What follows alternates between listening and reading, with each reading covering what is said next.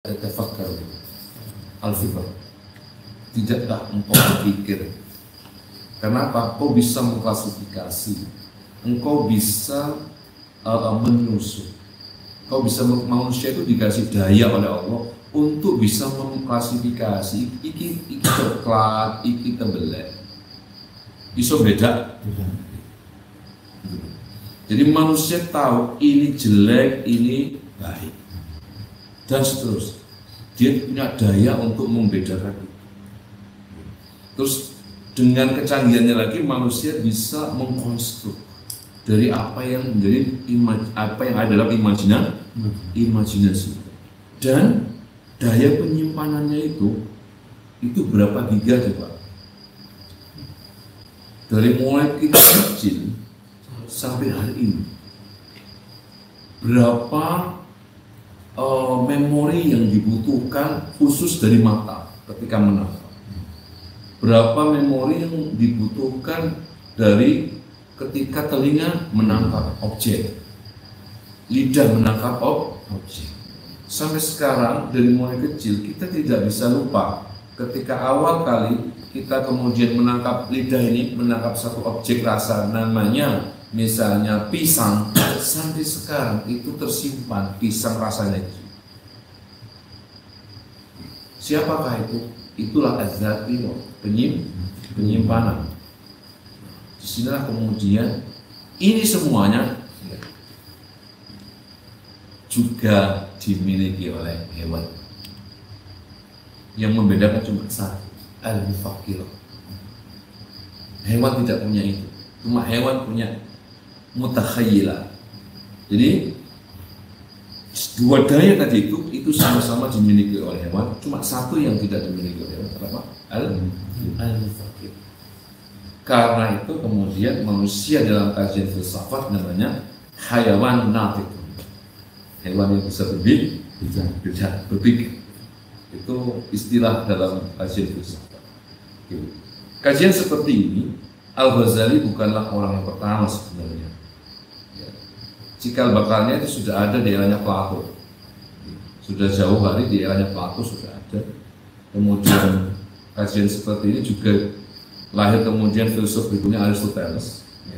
Lalu dibawa oleh Alexander ke Mesir itu, atau Neoplatonian.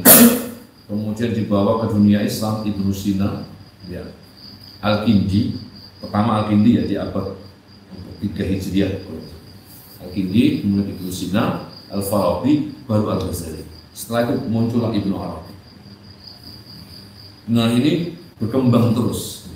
Nah, apa ini peninggalan pemikiran para filsuf klasik itu kemudian dimanfaatkan oleh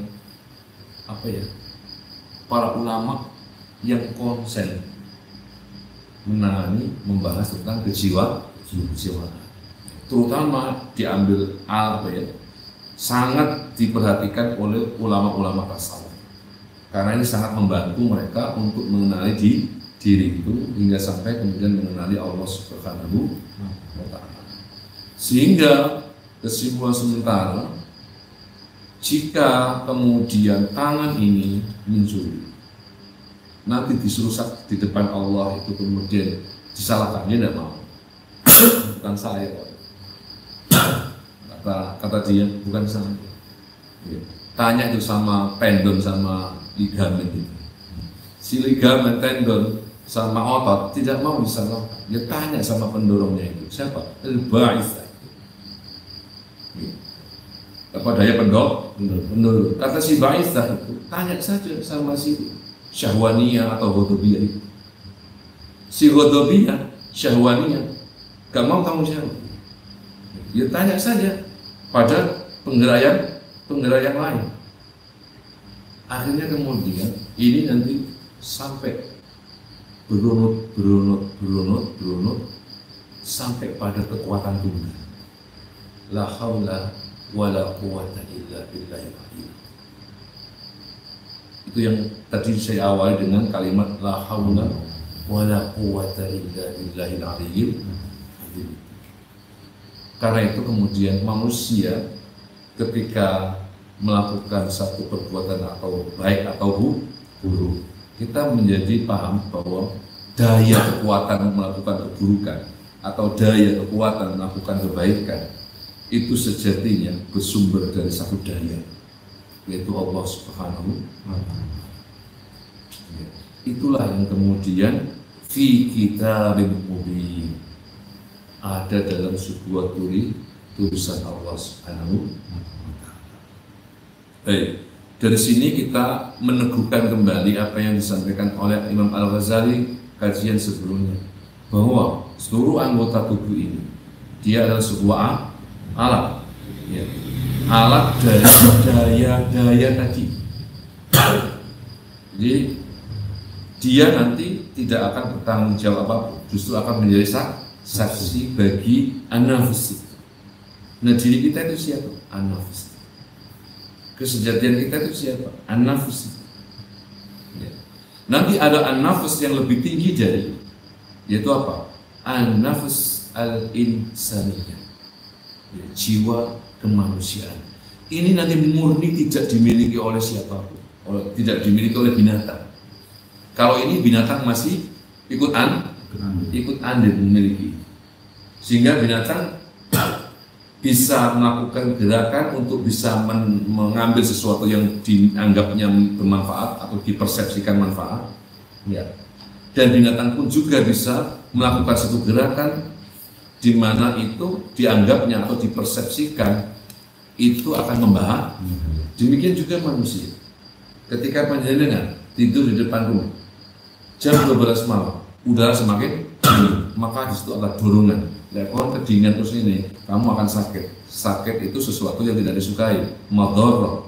Maka di situ ada daya untuk melarikan diri dari tempat dingin itu, atau bergerak mengambil sarung untuk kuping. Itu juga ada pada kucing. Cuma kucing nggak pakai sarung, pakai bulu. Mirip kita itu dengan mereka, mirip. Yang membedakan apa? Al-mufak. Oke, ini hanya dasar, dasar. Kalau lebih jelasnya, lebih gamblangnya, panjenengan bisa baca kitab-kitab tasawuf atau kitab-kitab filsafat Islam. Itu nanti akan lebih rinci. Ini hanya supaya mengenal secara sekilas bahwa di dalam jiwa kita itu ada. Makanya yang tinggal mengklasifikasi bahwa gerak saja ini dari mana. Baik, ini kajian kita pada malam hari ini berkaitan dengan an-nafs al-hayawaniyah atau jiwa hewani. Semoga bermanfaat untuk kehidupan kita di dunia. Fatihah.